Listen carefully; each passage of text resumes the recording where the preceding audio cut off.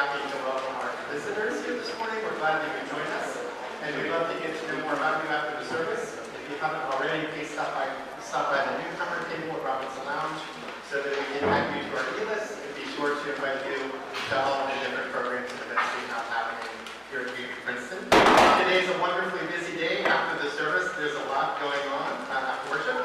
We hope that you won't miss Connect and Contribute Part 2 today, right after the service in Robinson Lounge. You already saw the tables and signs, probably.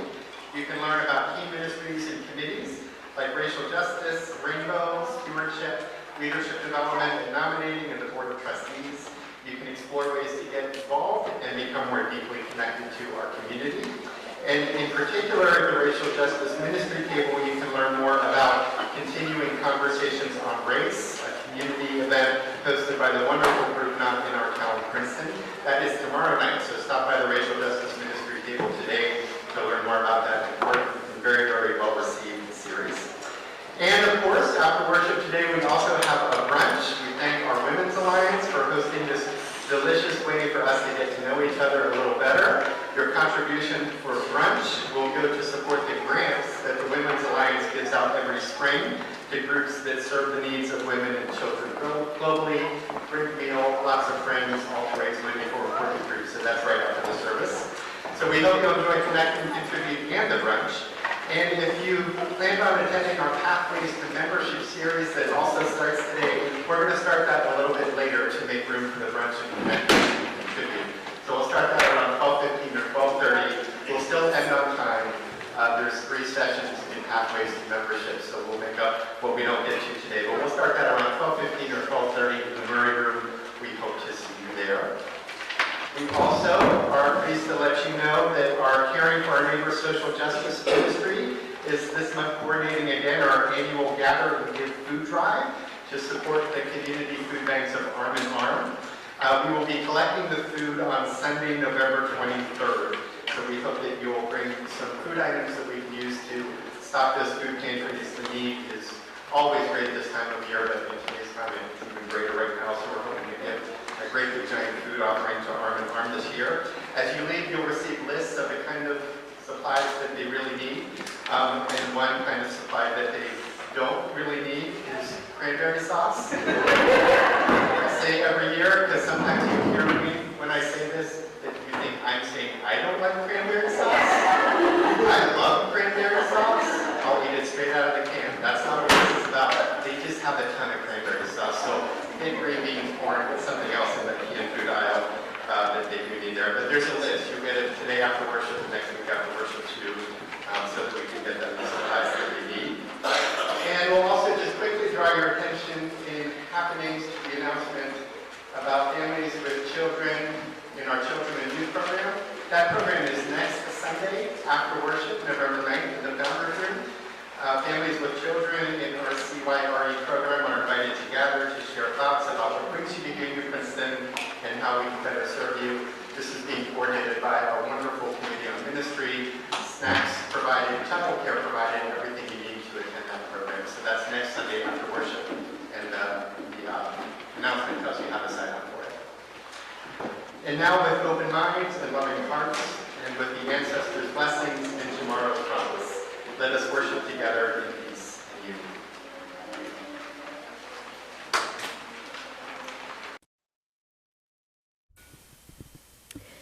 Cultivate the habit of being grateful for every good thing that comes to you, and to give thanks continuously.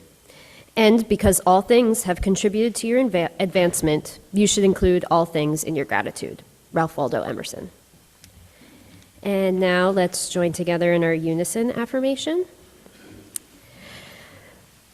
Let them grow to someday stumble on the circumstance of love. Lie back and in the quiet try to give shy thanks for all its providence. I pray they'll need not know such things as by its sound the caliber of ordnance. Okay, what you are seeing. Those of you who were not here last year, and I think there were a lot of people who weren't here last year, we are a goodly chunk of the Covenant of Unitarian Universalist Pagans. You can be a UU and a pagan at the same time, and lots of us do. And we're getting ready to write notes to the dead. Every year around this time, we celebrate the growing darkness, and we celebrate the ancestors, and that is anybody who has gone before and is no longer on the planet. We do it now because this is the time, traditionally, in a lot of traditions actually, when the boundary between life and death is said to be at its thinnest. And so, for example, in Mexico, when they have Day of the Dead right around now, they treat it as a family reunion. All their dead relatives come back to visit, and they make altars full of photographs of those people and, names for those they know who don't have photographs, and they picnic at the cemetery. Because simply, when life ends, the relationships do not end. Think of everybody you know or have known that has died. Or maybe you haven't met them because they died before you were born, or they died in another country, but you've heard the stories. That's a relationship. And as much as it is a gift to get to be with people near the end of their lives and get everything said that you want to quickly say to them before it's too late, there's always going to be more. There's always going to be the grandchild that comes along who looks just like the old pictures of your grandfather. And you might like to tell them that. You might like to say after many, many years that you finally forgave a person. Or, nope, you still haven't. They don't have to be human beings, these people. They can be the dog you had when you were a small child. They can be the cat you had last week. They may be people who were simply so famous that they've influenced your life, and you may want them to know that. So that's the what and that's the why. And now Elisa will invite you to look at the big piece of paper, and we will further introduce this activity. Trying this microphone. Oh, this works. Looks like everyone's ready. As a sacred community of the living, we recognize the many kinds of relationship that continue inside of ourselves with those who are now dead. We acknowledge the many ways in which our experiences of seeing death and being apart continue to affect our lives in the present. Those of the dead with whom we have unfinished business, and those of the living who struggle, we embrace in the caring spirit of community.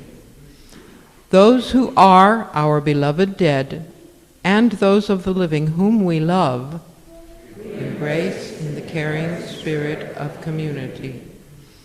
Those we feel as our estranged dead, and those of the living who feel hurt and separation, embrace in the caring spirit of community. Those we miss with pain and sorrow, and those of the living who mourn, embrace in the caring spirit of community.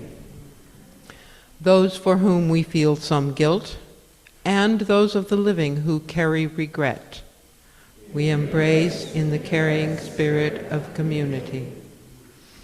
Those who have taught us something of value, and those of the living who feel their lives enriched by learning, we embrace in the caring spirit of community. For it is by embracing you, our dead, that we honor our own pasts, just as it is in the caring embrace of one another, you the living, that our deepest bonds of community become real. And now for the how, here's Kate. Hi. So you probably were given a little slip of paper and a pencil when you came in this morning. If you didn't get them, or if you need more, will you raise your hand? Each person needs to have their own paper and pencil, including young people. Keep your hand up so that the ushers can find you. Go ahead, ushers. And we stress, please do not use any part of the order of service or any larger papers. We take small paper only. If you have larger paper,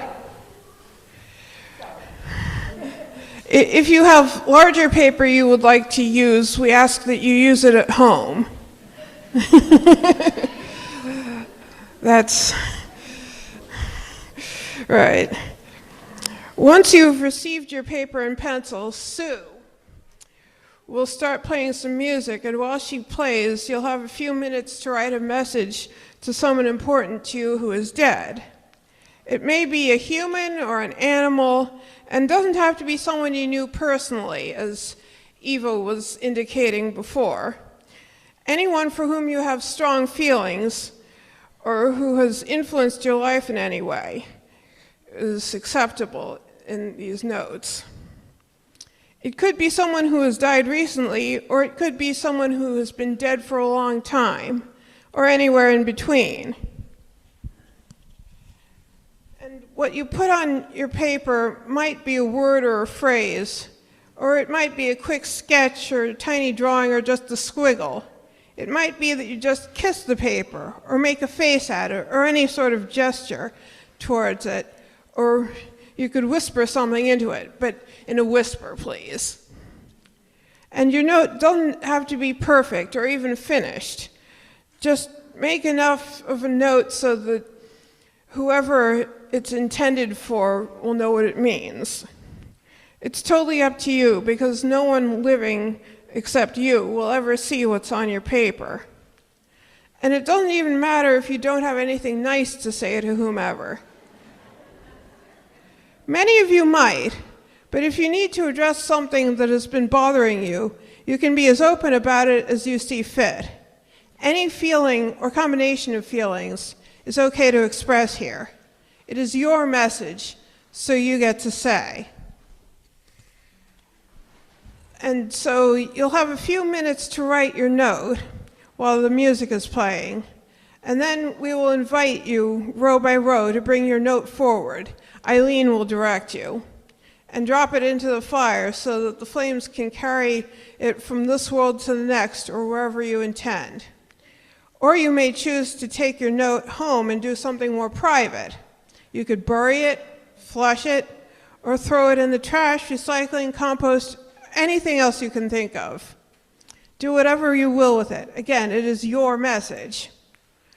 For those of you who are really young, we ask that you come up to the front with an adult, or have one of us help you with actually putting the note in the fire. And for those of you who would rather not come up to the front, but still want your note in the fire, it's perfectly acceptable to send your note up to the front with someone else. It'll still go where it's supposed to go. And as you come forward, please do so through the center aisle and return to your seat using the side aisles. And now a few minutes of writing music. Go ahead, Sue.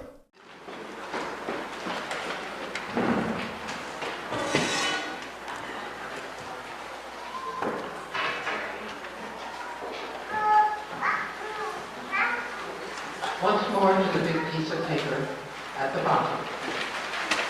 This will be a Universalist.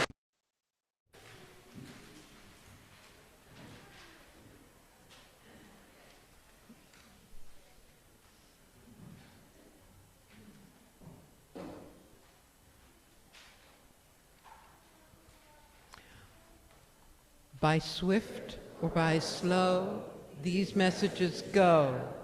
From living to the dead, their meaning has fled. In smoke or in light, they pass from our sight. By each its own speed, they go as they need, so mote it be. Thank you. We thank the members of our Evergreen Chapter of the Covenant of Unitarian Universalist Pagans for leading us in our Notes to the Dead ritual again this year.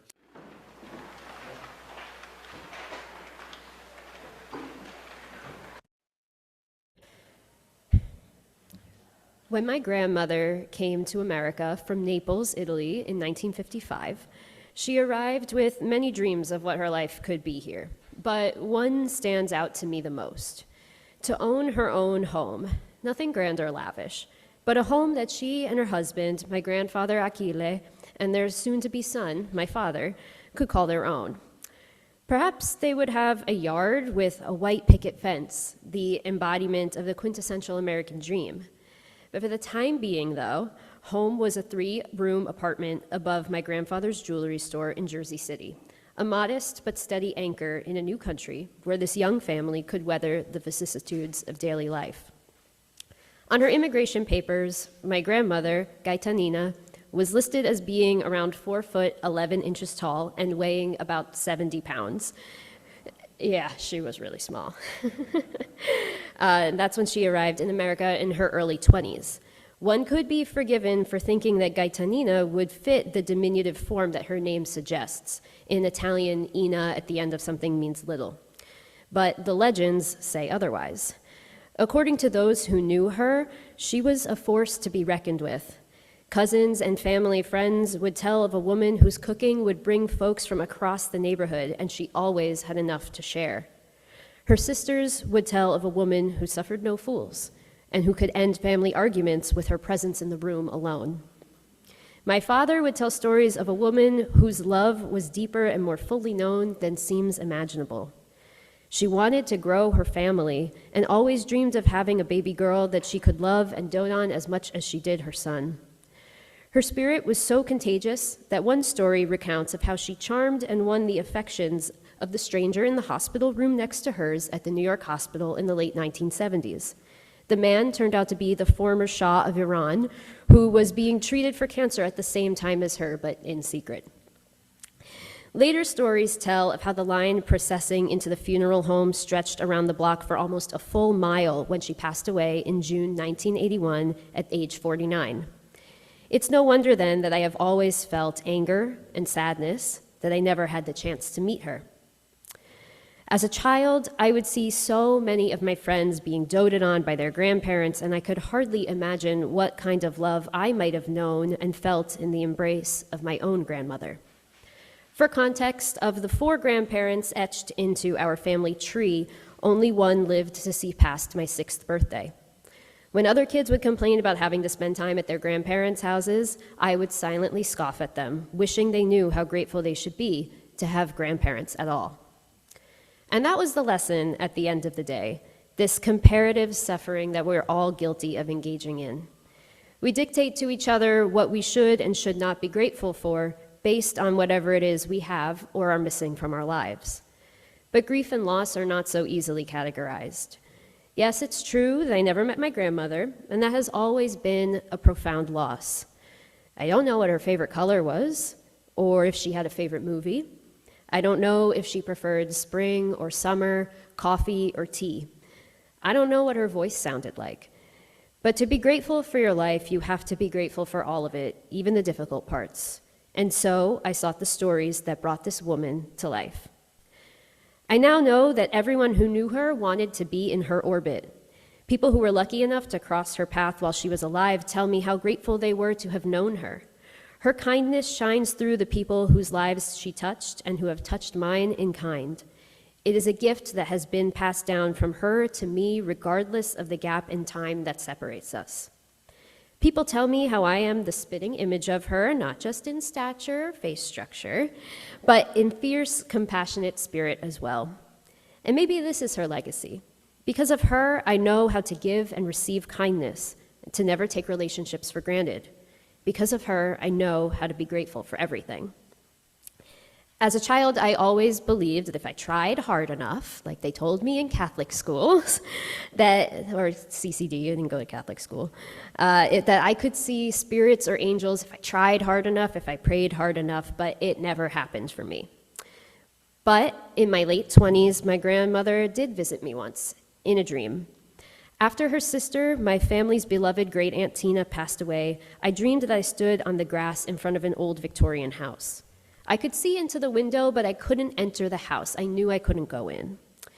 Inside, at a breakfast nook, I could see through the window that my my great aunt sat next to my grandmother with a steaming pot of tea or coffee between them, and they laughed and shared stories of their 40 years apart. Maybe she finally got the home she always dreamed of. And even though I couldn't enter, I was grateful to see these two women, one who loved me in life, the other in spirit, finally reunited once more. Our reading this morning is a poem by W.S. Merwin called Thanks. Listen. With the night falling, we are saying thank you. We are stopping on the bridge to bow from the railings. We are running out of the glass rooms with our mouths full of food to look at the sky and say thank you. We are standing by the water looking out in different directions. Back from a series of hospitals, back from a mugging, after funerals, we are saying thank you. After the news of the dead, whether or not we knew them, we are saying thank you. In a culture up to its chin in shame, living in the stench it has chosen, we are saying thank you. Over telephones, we are saying thank you in doorways and in the backs of cars and in elevators, remembering wars and the police at the back door and the beatings on stairs, we are saying thank you. In the banks that use us, we are saying thank you. With the crooks in office, with the rich and the fashionable unchanged, we go on saying thank you. With the animals dying around us, our lost feelings, we are saying thank you. With the forests falling faster than the minutes of our lives, we are saying thank you. With the words going out like cells of a brain, with the cities growing over us like the earth, we are saying thank you faster and faster. With nobody listening, we are saying thank you. We are saying thank you and waving, dark though it is. A few weeks ago, I was at Wawa grabbing some coffee from the self-service station. I had a lot to do that day, and so I selected one of the bolder blends that they offered, the Cuban Roast. I set my cup underneath the dispenser and started to fill it while holding my phone in my other hand, searching for the location of where I needed to go next. It wasn't coming up, so I started to search for the address when I heard next to me the voice of a guy say, "You're about to spill, bro."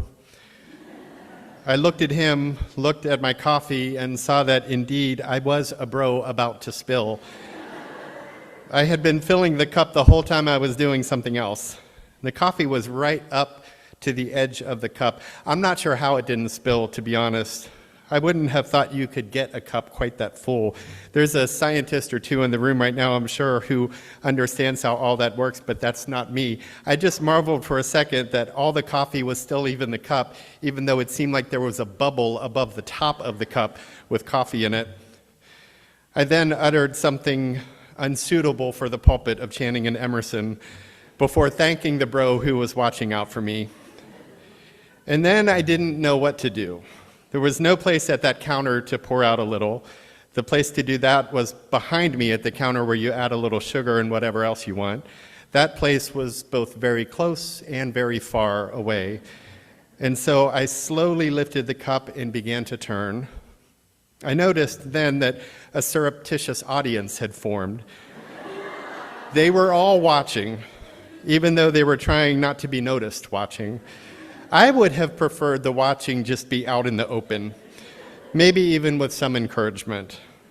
In my mind, which often drifts into the world of musical theater, they could even sing a song to cheer me on. They could join in. We could all move through the Wawa with our 2 full cups of coffee and maybe a Hamilton rap and some anything goes choreography. But alas, it was just me slightly scalding myself until I could empty a bit of the 2 full cup over the trash can.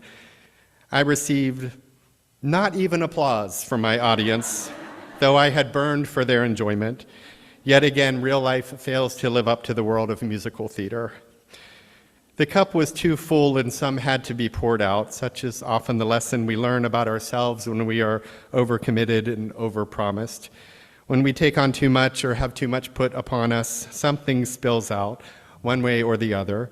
It may be something more important for something lesser. Time with family, for example, lost in exchange for time optioned elsewhere. Our patience may spill out, our sense of perspective, our ability to be calm and cool, or to be generous and loving, to be forgiving and thoughtful. When our cups are too full, something gets spilled, and sometimes it gets spilled all over ourselves and or our loved ones. This is often the case, maybe not every year, but some years, at some point during this month of Thanksgiving and the one to come of various busy and familial celebrations, we add so much to our cups that tensions and resentments and sometimes old slights get spilled out all over the Thanksgiving table. There's no room to be grateful or giving or generous in thought, word, and deed because there are too many worries and tasks and complications taking up too much space. Gratitude competes for space in our lives. Each virtue does. They all compete for expression in days full of what must be done, but not only what must be done needs space in our lives too. They too need expression, but we'll only find it when we make space for them. I remember one year when I was young, 4 kids, 2 adults, 2 dogs in a small home in Pennsylvania. We sat down to the Thanksgiving table that my parents, both of them, had spent all day preparing. I had been coached by a teacher in school to lead the family in saying something that we're grateful for on Thanksgiving before we ate. I know that's a very common custom. That was not a Neely thing. We did not do that. We just dove in. And when I suggested it, there was a beat before my mom said, "I'm grateful that the cooking is done and that you kids are doing the dishes." And then we ate. Mom was not really ready for gratitude in that space. She lives a life of deep and abiding virtues. She's very strong, very principled, and very loving. And she seemed to know that she was then tired and hungry and wanted to eat.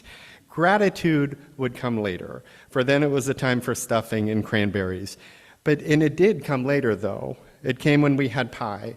Lots of pie. We shared a few things for which we were grateful. I was grateful for pie. It's pretty easy to Hallmark Channel gratitude this month, to envision a setting in which there is no reason to not be grateful, and then let the virtue find expression in this calm and sunny weather. But life is not always calm and sunny. There are storms of sickness and death in our lives, storms of loneliness, of addiction, of severed ties and lost connections, storms of imprisonment of the body, the mind, and the future, storms of lost opportunities, of stress and worry, and a nagging sense, if not endless headlines, that the end is near. Some days we are told to expect an imminent apocalypse. Others we're told that it's already upon us. The apocalypse has always been big business, and it's sold across the spectrum today, and with that headed our way, gratitude can seem pointless, like hope. And when we are facing our own small apocalypses, it can seem even more pointless. Those are real, though, and we all know them. And in those moments when gratitude can feel forced and false and untrue utterance meant valueless virtue, even a rote recitation sounds sour within. In those moments, this month and next, it might be best to eat something first, to take a walk, to drink some water and ride a bike. It might be best to sit down with a book or walk your dog or feed the cat before demanding of yourself gratitude when your cup is too full of stuff or sadness. It is good to be grateful, to be sure, but it is also good to acknowledge the times when it is difficult to be grateful. And when those times are ascendant in life, to remember that they won't always be, and they haven't always been, but they are indeed right now. And to then treat ourselves as we would treat anyone we love, with patience and peace, allowing space for what is felt to be felt, and then making a choice about how to respond. It's then that we can make small notices of small gratitudes and stack them over time so that they add up. This doesn't erase that which stresses and saddens us. It does not smooth away all the rough areas of life. Rather, this gratitude incorporates those gritty edges. It becomes a gritty kind of gratitude that encompasses that hard stuff and the good stuff.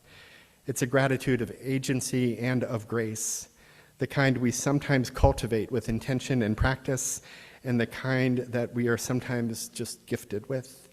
It's not the sort of gratitude that imagines that there is nothing for which to not be grateful or that such a perfect day will one day come. It's a human kind of gratitude, known each in our lives of beauty and splendor and love and sadness and loneliness and pain. It's the gratitude of Maya Angelou, whose life was harmed by the evils of racism from first breath to last, and said nonetheless, "Let gratitude be the pillow upon which you kneel to say your nightly prayer." And it's the gratitude of the Dalai Lama, who lives in constant exile from his homeland and writes nonetheless, "Every day think as you wake up, today I am fortunate to be alive. I have a precious life and I'm not going to waste it. I'm going to use all my energies to develop myself, to expand my heart, and to achieve enlightenment for all beings."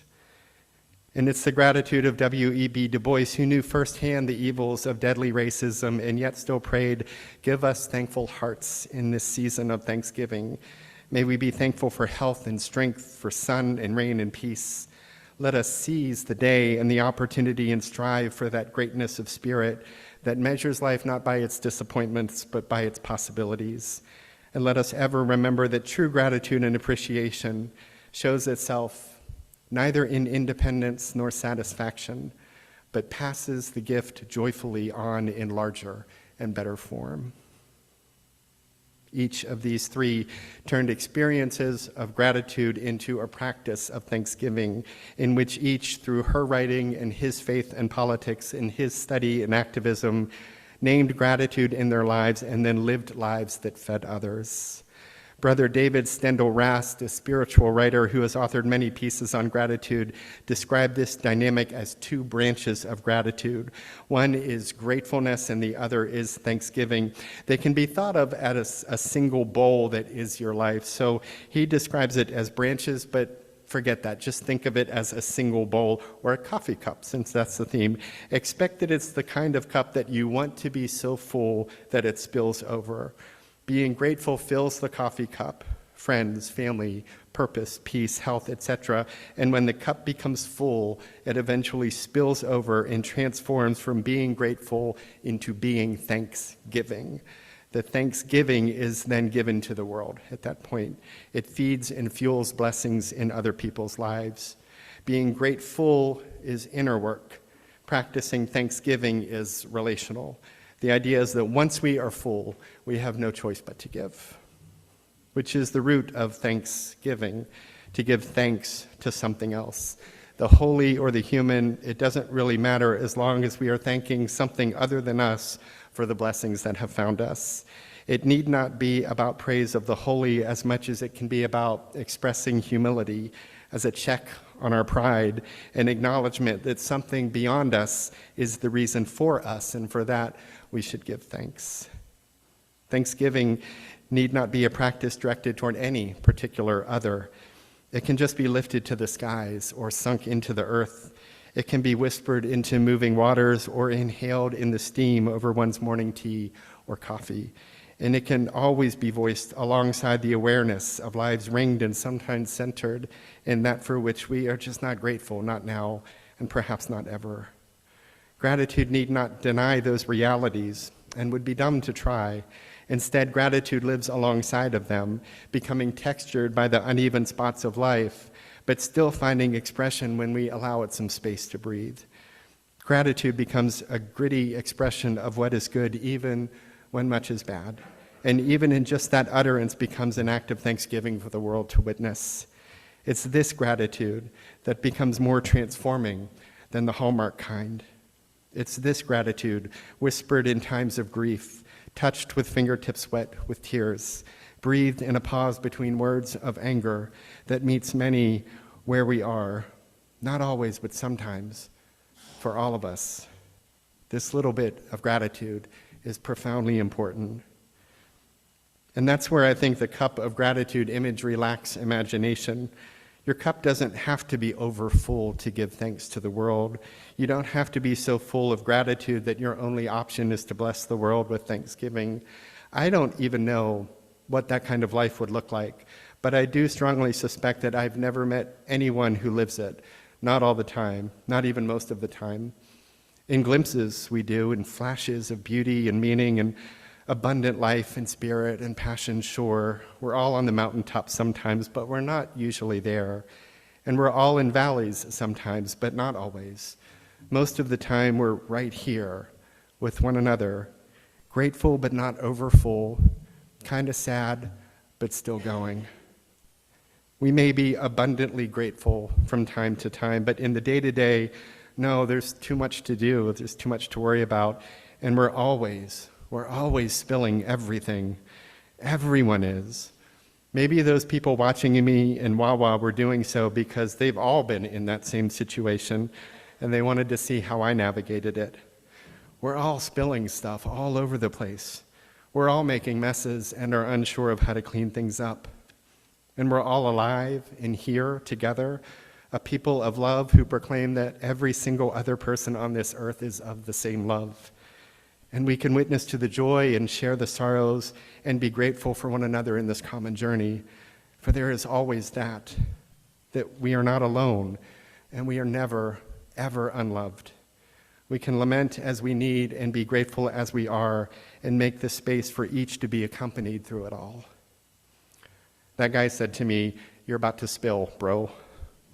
I am grateful that he was looking out for me.